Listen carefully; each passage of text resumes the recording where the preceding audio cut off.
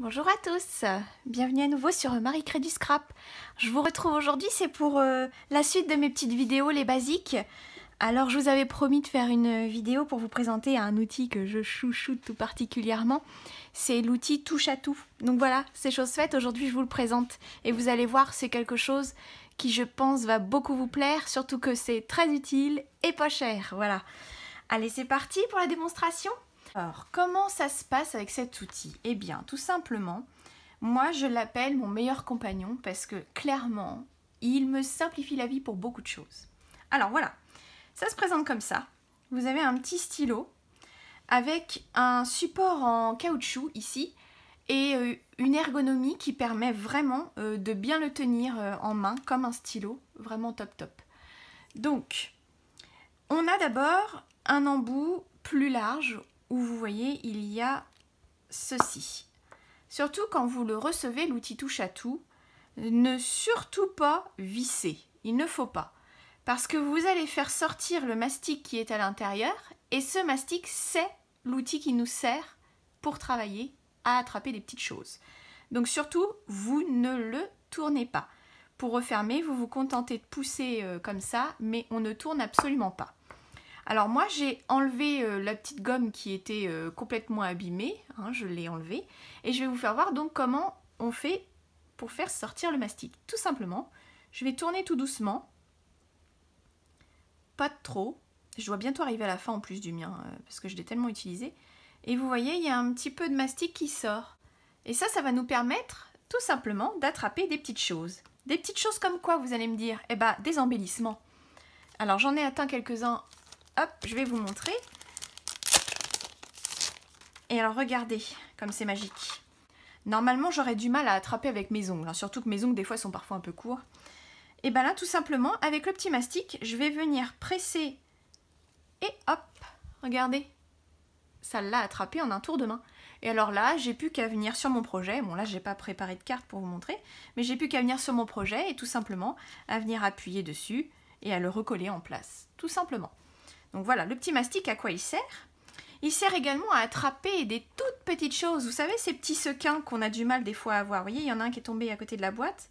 Et bien, avec mon petit mastic, hop, je l'ai rattrapé sans souci. Voilà, et ça me permet aussi de le coller avec une pointe fine de colle et il n'y a plus qu'à le coller. Voilà, vous voyez comme c'est simple, très facile à utiliser et qui nous sauve la vie.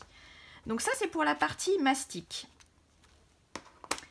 Ensuite, vous avez, là j'ai cet embout là qui est prêt, donc c'est un perce-papier. Alors je l'utilise beaucoup, c'est quand j'ai des poinçons dans lesquels j'ai des découpes qui se coincent. Alors vous voyez, j'ai un poinçon là que j'ai utilisé pour faire un mini-album l'autre jour, et vous voyez, il reste du papier coincé dans certains espaces. Eh bien cet outil, je m'en sers beaucoup pour ça surtout, ça me permet d'éjecter tout ce qui est coincé dans mon poinçon, tout simplement. Et alors là, vous voyez, il y en a beaucoup de coincés, c'est quand même très petit et c'est très très pratique. Voilà, si on vérifie, il en reste un là. Voilà, et comment j'ai nettoyé mon poinçon, il n'y a plus rien dedans, tout est sur la table, vous le voyez, il y en a partout. Voilà à quoi ça sert.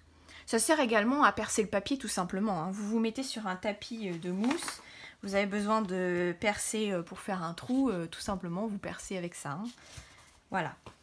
Ensuite vous voyez il y a un petit cadenas, donc vous allez tourner en direction pour ouvrir le cadenas et ça va vous permettre de libérer la tige. Et regardez, derrière ce perce-papier nous avons une spatule, elle est vraiment souple.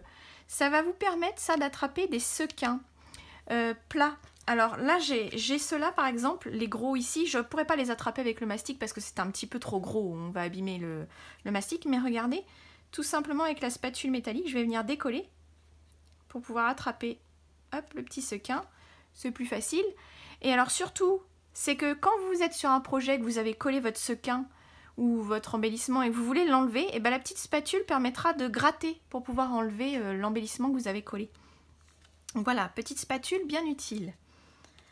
Ensuite, on va enlever ça et vous voyez dans la boîte, j'ai un autre outil, là, double, avec des petites boules Alors une petite et une plus grosse. Et en fait ces choses-là, je les utilise beaucoup avec les débutantes. Parce que celles qui n'ont pas le coupe-papier que je vous avais présenté précédemment, eh bien on peut marquer des plis. Et alors tout simplement, je vais prendre mon tapis en mousse. Je vous le présenterai bientôt ça, le tapis en mousse, il sert à faire plein de choses. Je vais prendre un bout de papier, je vais me munir de ma règle. Et alors regardez, tout simplement, je vais faire un repère au crayon à papier. Si je veux faire à 1 cm, ça je fais ce qu'une débutante qui n'a pas le coupe-papier doit faire pour marquer un pli. Hein. Donc tout simplement, hop, je mets ma règle, je vérifie et regardez, tout simplement, je viens tracer un trait avec mon outil touche à tout, en faisant bien attention quand je vais en bord. Et regardez, ça a marqué le pli. Voilà, il est fait, sans coupe-papier. C'est très pratique quand on a des choses un petit peu techniques à faire, où on a fait au coupe-papier par exemple et qu'on a des triangles à faire. On prend notre règle pour venir faire un traçage en triangle, qu'on ne peut pas vraiment faire au coupe-papier, quoique on y arrive quand même, mais c'est plus facile avec l'outil touche à tout. Donc voilà, vous avez ça. Alors donc, il y a un embout plus gros que là, je vais utiliser pour mettre en forme des fleurs. Et alors là, je veux donner une forme. Et regardez, tout simplement, en faisant comme ça, je viens donner une forme à mes pétales. Ça les fait un petit peu se recroqueviller. Hop, en faisant comme ça, on fait rétracter le papier. Et ensuite, je viens finir en refaisant au centre. Et vous voyez, ma fleur, elle a du volume. Tout simplement, avec l'outil touche à tout, ça permet de faire ça. Vous avez, hop, plusieurs outils à votre disposition. Et pour un coût qui n'est vraiment pas excessif, puisqu'il ne coûte que 12 €. Très sincèrement, il est top, top, top, top, top. Aussi, je voulais vous dire que avec mes amis, mes clientes, nous avons fait en réunion créative une jolie boîte pour pouvoir accueillir cet outil.